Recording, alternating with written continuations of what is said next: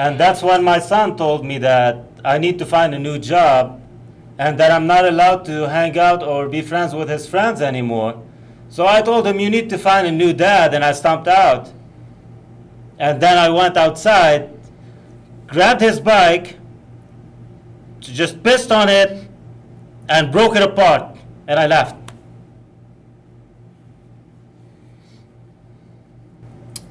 Do you want to go next, Dan? Why don't you go next? Okay, hello. My name is Stan, and I'm a failed comedian.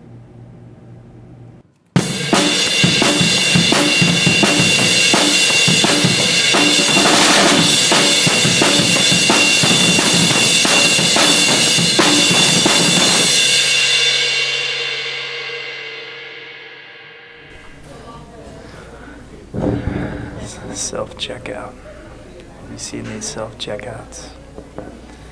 You got 53 employees and I gotta check myself out.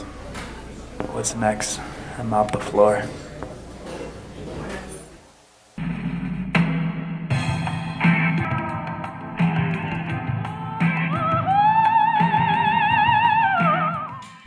It was Saturday evening. I was just sitting down to watch a video.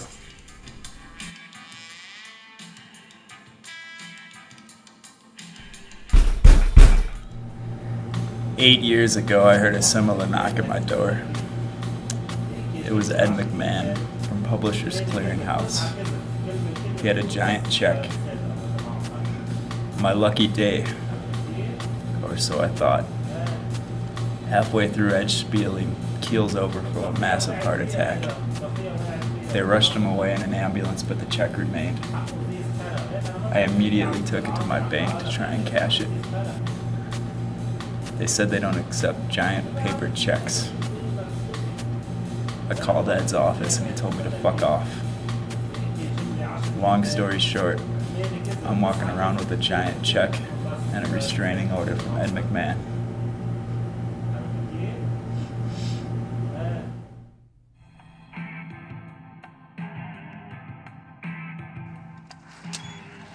It was a Jehovah's Witness. He said his name was Todd. He smelled like a sack of aged buffalo shit. I don't remember inviting him in, but he made himself at home pretty damn quick.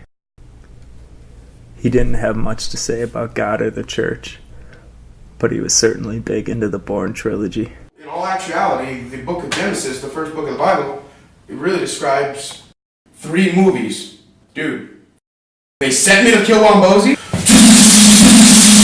You don't remember. He goes in and wipes out everybody. New York, Hong Kong, London. He's just an agent. Please take a seat over here. How long we gotta wait?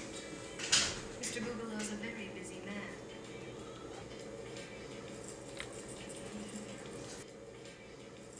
He asked if I had anything to drink. Hey man, you got anything to drink in this place? Water? Or you know what? You happen to have any Yoo-hoo? I love some Yoo-hoo. I came back with a glass of water to find him sprawled out on the couch, shoes and socks removed, watching one of the goddamn Bourne movies on the DVD machine. I don't own that DVD. At that point, Todd was no longer interested in speaking to me.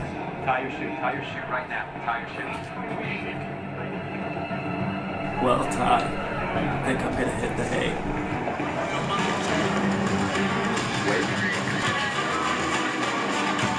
Anyway, I figured Todd would let himself out.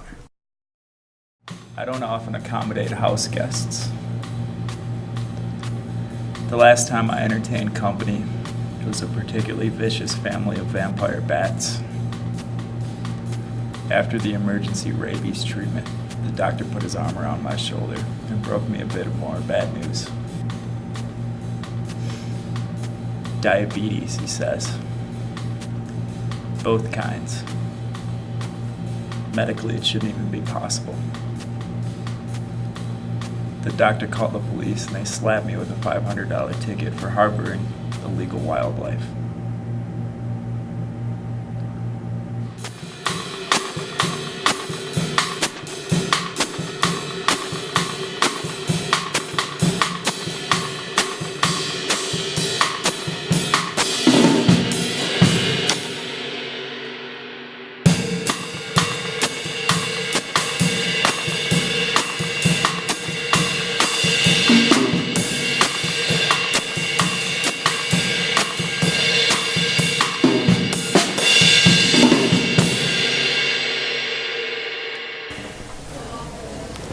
You seen this Tickle Me Elmo? Tickle Me Elmo.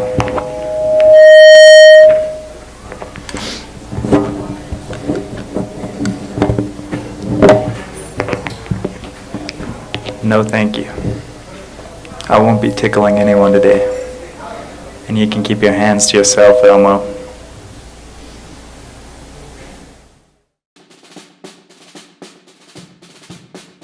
I lied to Todd. Said I needed to go donate some blood. Maybe pick up a Slim Jim and a Dirty Mag. He knew I thought he was a Jehovah's Witness, so he cleverly declined. I needed to do some shopping, so I got my car and went to the grocery store instead.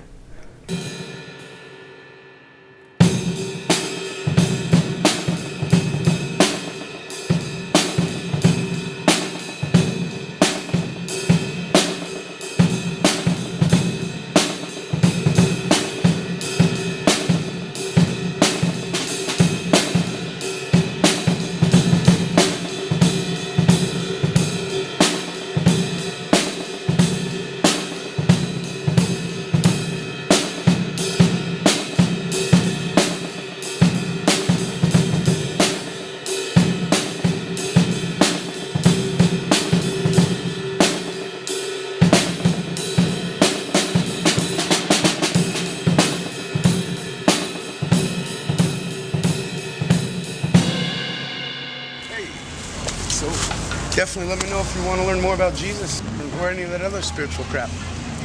See you later.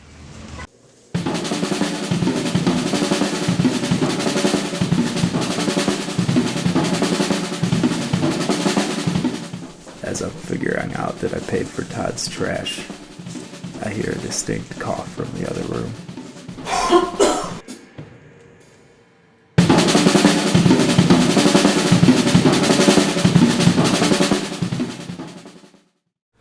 A lot of cheeses out there.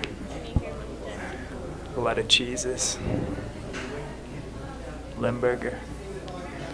Manchego. Then there's blue cheese. Blue cheese, what's next? Purple pepperoni. I woke up from a nap and walked into the kitchen.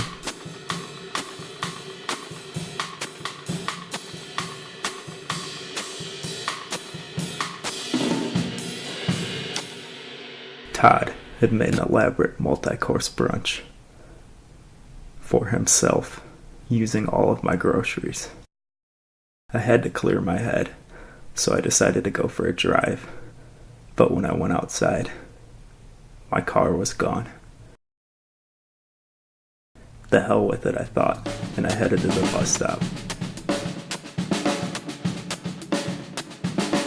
It started raining. I saw a sign on the side of the road. It said free karate class with a number underneath. I haven't engaged in the cultures of the Orient since the chef at Benihana took me behind the hibachi grill and made me the star of the show. He puppeted my limp body, performing all sorts of shrimp flips and teriyaki slams. Until things got ugly. But free is free. I guess I'll give karate a shot.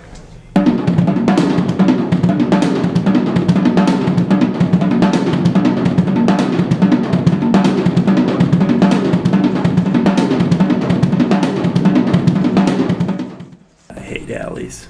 Before I was a comedian, I drove a milk truck. One unfortunate day, I took a chance and tried to squeeze my truck through a narrow alley to shave a little time off my route. The alley had other plans. 8 days I was stuck in that truck. Sweltering heat, no AC, faulty horn. It was a perfect storm. No one heard my screams. The heat was too intense. I had to strip completely naked. With no water to drink, I turned to the lungs and spoiled milk for survival. I drank 15 bottles of that godforsaken milk, filling them right back to the brim with urine.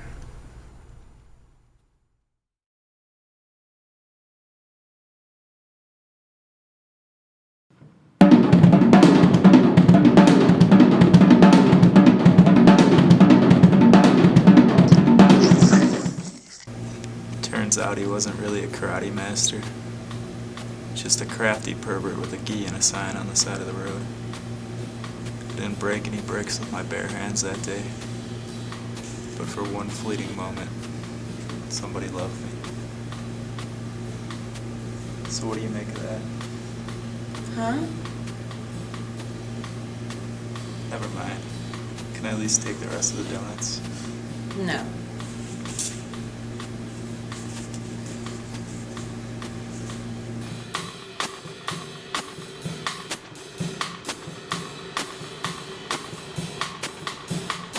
Wait a second. Is that my car? Is that Todd? I should have taken the damn donuts.